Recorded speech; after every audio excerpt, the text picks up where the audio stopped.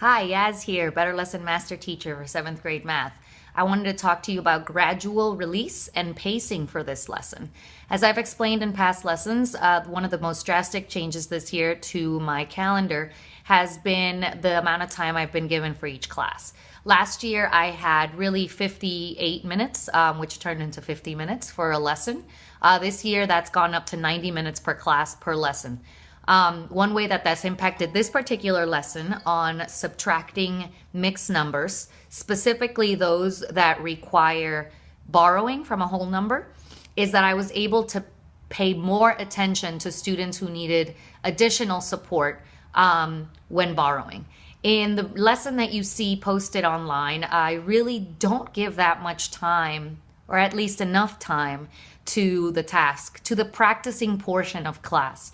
It involves a game that, if I remember correctly, last year took up a lot of time just to explain, which left kids with little time to practice. So what I'm attaching to this reflection are additional materials that I've created. Now that I have more time, I am giving students more of an opportunity to practice through the gradual release model.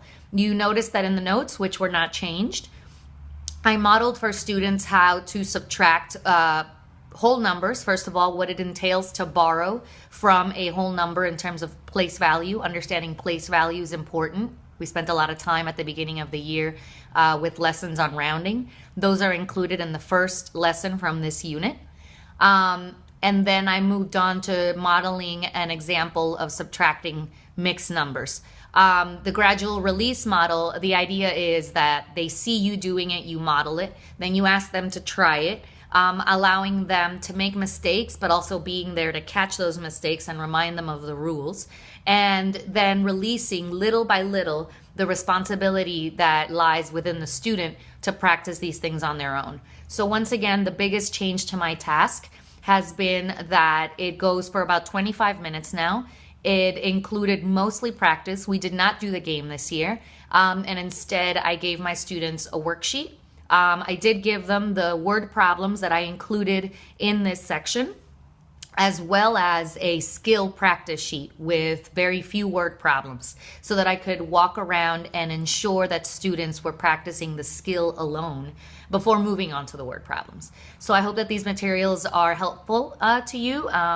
And the biggest idea there is pacing and timing. Students need more time to practice skills, despite the fact that they're not 7th grade skills, so that they are ready for the more complex things that are coming up later this year. Thank you.